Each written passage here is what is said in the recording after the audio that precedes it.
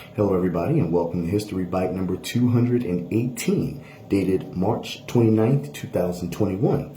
I'm Walter, your mobile historian and blue-collar scholar. This History Bite is entitled, Countries That America Either Directly Created or Indirectly Created. There are several nations in the world that owe their existence to the United States of America, either directly or indirectly, and they are as follows: Liberia, Cuba, Panama, the Philippines, the Republic of the Marshall Islands, the Federated States of Micronesia, and Palau. We'll go through each one accordingly. First on the list is Liberia.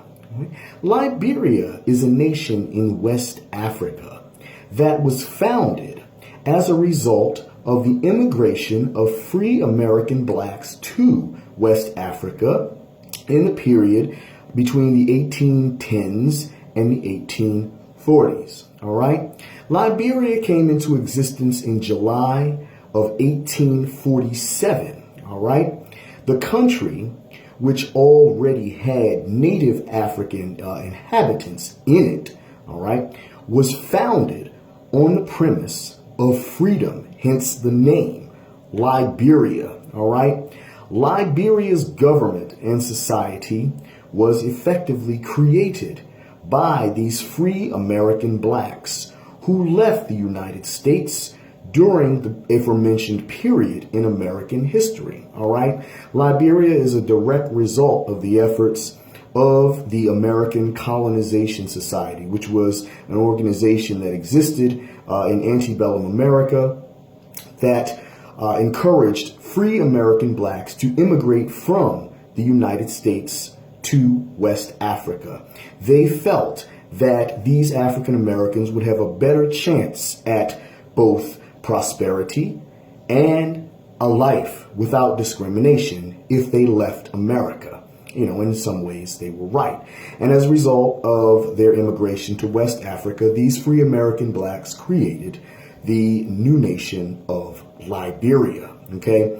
Liberia of and in itself was not recognized as a nation by the USA until 1862. All right.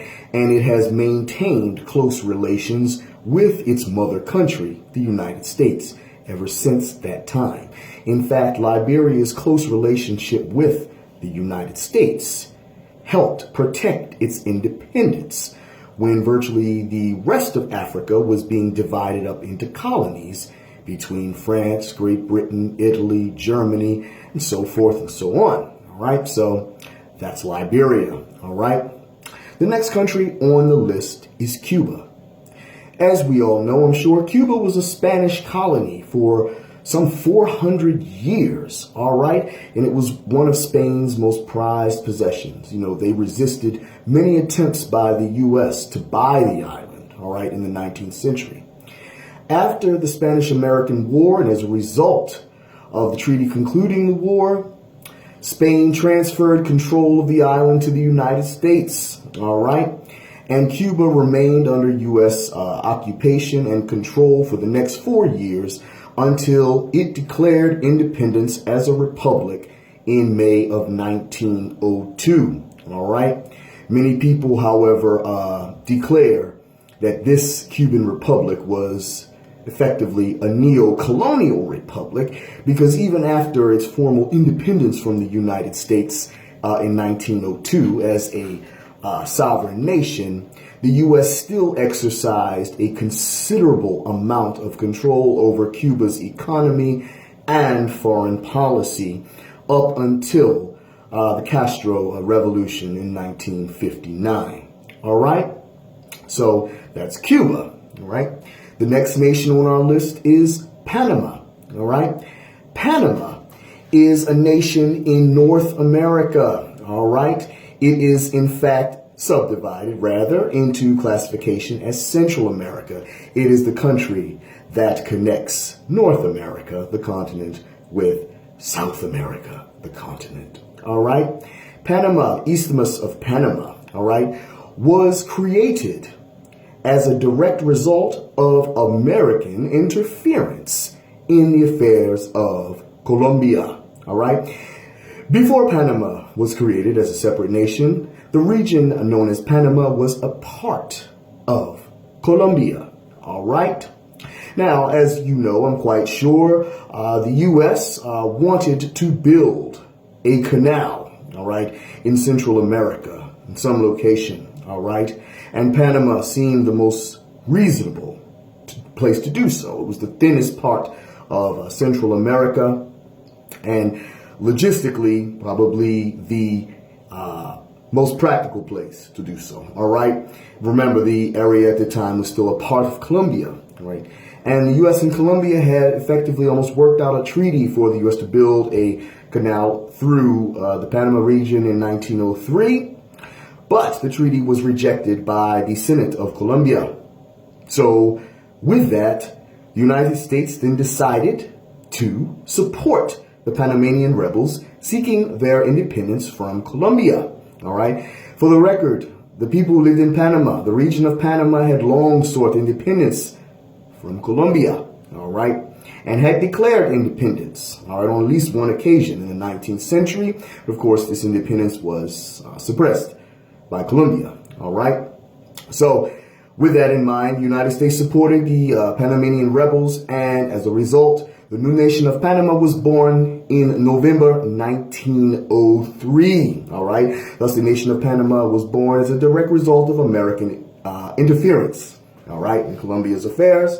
And the United States became the very first country to recognize Panama's freedom, all right? With that, and you know, whenever you enlist the support of the United States, it always comes with strings attached. So immediately afterwards, the United States effectively imposed the very restrictive Hay-Bunau-Varilla Treaty upon Panama, which, among other things, gave the United States an exclusive monopoly to build a canal across Panama, all right, as well as to defend, administer, and fortify it in perpetuity, all right. The treaty also allowed the United States to establish what would become known as the Canal Zone in Panama, which was a 5-mile tract of land on either side of the canal into Panama. All right, this Canal Zone was effectively an American colony inside of Panama, and became a very bitter source of resentment by the Panamanians against the United States in the years later on. All right, and would of course not be until the 1970s, when the very restrictive Treaty of Hay-Bunau-Varilla was effectively upended, and the Panama Canal treaties were signed between President Carter and Panamanian President General Omar Torres, all right, which effectively would give the Canal Zone land back to Panama in 1979, and formally cede control of the canal to Panama in 1999. The United States, however, still retains the right to defend the canal against an attack by any other country. All right, so that's Panama. Next, we have the Philippines. All right, the Philippines, like Cuba, were part of the Spanish Empire, you know, for hundreds of years, until the Spanish-American War in 1898. All right. As a result of the Spanish-American War, the Philippines, too, became an American possession, you know, located in the Far East. All right. The Pacific nation of the Philippines provided the United States with a crucial, all right, place for its military to patrol the region, all right, as well as valuable mineral resources as well. Excuse me.